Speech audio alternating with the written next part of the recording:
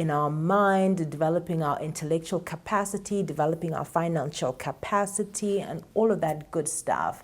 And just enjoy life, being satisfied single, because today's video is so exciting. It's really about being single and really appreciating yourself as a single person. How to find joy, satisfaction, and just to enjoy your singleness. Hey beautiful people, welcome or welcome back to my channel. My name is Samantha, and in today's video we're going to be talking about a satisfied single, how to enjoy your life as a single person, how to really find satisfaction and wholeness in yourself, in Christ, and the full purpose. What is the purpose of being single? And we're just talking about really delighting and finding joy, satisfaction, and the blessing, seeing the blessing of being single. So if this is something that interests you, then definitely stay tuned, because this video is for you. And if you're new to the channel, be sure to subscribe and hit the notification bell so you never miss out on awesome future videos. So of course this video is for single people and helping us to navigate through our lives as single people. But not just being single, but being satisfied single, being happily single people, being whole and complete in ourselves, having nothing lacking and nothing missing. So the first thing that we need to do is to understand that being single is not a curse, it's a blessing. There is a great purpose in our singleness. That's our goals right now. It's to be alone and not lonely, and to have standards that we ourselves, these general terms and conditions of who we allow into our lives, because we understand that it's better to be alone than to be in bad company. It's better to be alone than to be paired up with someone who's not going to make you better. Unless somebody is really definitively going to make our lives better, if we're also going to be a blessing to them, then we should stay alone and we should be satisfied in our singleness, because the Bible says two are better than one. So if two are not going to be better than one, if someone is bringing you down, we'll get into it. I need to slow down. I need to slow down. So if somebody's going to bring you down and make you a worse version of yourself, then that's not worth it, because if you are pairing yourself up with somebody, two indeed must be better than one. And if they're not, if there are any signs and indications that you're not going to be better than one, then reconsider and think twice about being in a relationship. So when you find yourself feeling bored and lonely, just recognize and realize that loneliness and boredom is not a lack of affection. It is just a lack of direction and purpose for your life. When your time is like just filled with emptiness and nothing to do and not really knowing how you're a blessing to society, that's when you get lonely and bored with yourself. You should never be tired of being on your own. Like, I love spending time alone, so much that I actually have loner tendencies, serious loner tendencies, where I enjoy my time, I enjoy my space, I enjoy being alone. But I know that's not God's best, because while you are awesome on your own, God never made us to be islands. We have to be a blessing to other people. We have to be able to mix and mingle and not forsake the gathering of believers. You know, that's something that I'm working on. Because like I said, I really, really enjoy my time alone so much, too much, in fact, too much. And not too long ago, I heard somebody say that as much as everybody might want to get married, not everybody who wants to get married will get married. And it kind of is discouraging, and it sounded a bit discouraging, because I do desire to get married. I do desire to be a blessing to someone and to share my life with someone and to have children and to raise a godly seed. So I was almost discouraged. But then when I really thought about it, it encouraged me. It encouraged me because I started thinking, like, if I never get married, am I okay with just being me?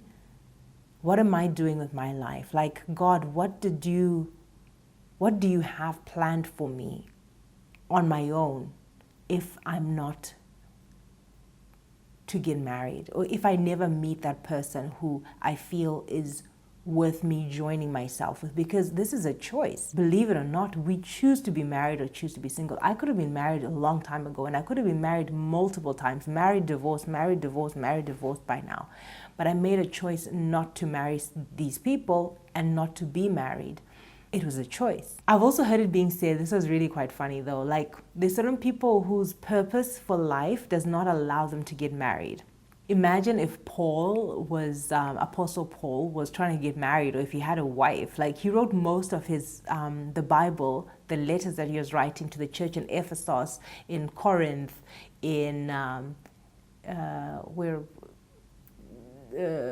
anyway, all these letters that he wrote a lot of them while he was in prison. So this is like the most part of the Bible, like he actually wrote while he was in prison. So imagine if he was busy writing letters and love letters to his wife and his woman, we wouldn't have much of the Bible. So Apostle Paul, and his life purpose, he couldn't have had a woman in his, like he couldn't have been that divided. And even if he were divided, like he may not have been able to really run his race, as he said, like, I've run my race, I've completed my course, like I have done what I was made to do. Now imagine even Jesus, I thought this was really, really funny, and it just makes the Bible come alive. The Bible just comes alive to you, and you're like, wow. So imagine even if Jesus had a woman in his life, and he tells the woman like, oh, tomorrow, I'm dying tomorrow, but don't worry, after 3 days, she will be like, God forbid. She will not let him leave the house. Do you think you would let your husband leave the house to go get killed? You wouldn't. But anyway, instead of being discouraged by the fact that I may not get married, or I may be one of those people who desire marriage, but is not able to, for whatever reason, one reason or the other, I questioned myself. I sat and I thought like, okay, so what then? What if I never get married? While I'm single and I'm hoping and I'm praying for marriage, but what if it never comes? Am I okay on my own? Oof. Oh, guys, like it sparked such a fire on the inside of me. And I just decided that I want to be okay. I want to be okay single. I want to be okay, and I want to be satisfied with me, taking myself out. Like I can go for a movie on my own. I can decide like I want to go to the beach. I want to go on a holiday. Like I can take myself out, because a lot of times we're waiting, and I'm guilty of this. Waiting till you have someone so you can do certain things. Waiting till you have someone so you can go take that flight to that special place that you've always wanted to go. But what if that person never comes? What do I want to bring to the world? How do I want to bless the society around me? That transformed my mind. It just blew me away, because it was something that could have been very discouraging, but it encouraged me. It encouraged me to say, like, you know what is my purpose for me on my own? Before anybody comes, before having children, any of that, am I satisfied and am I okay within myself? Am I whole within myself? So our single years are so critical, and they're so important. It's like foundational years. They're foundational years for us to learn to love ourselves, to appreciate ourselves, and to know ourselves from the core. And it's an opportunity for us to learn to manage time, to manage finances, to develop ourselves educationally. There's so much that we have time to do.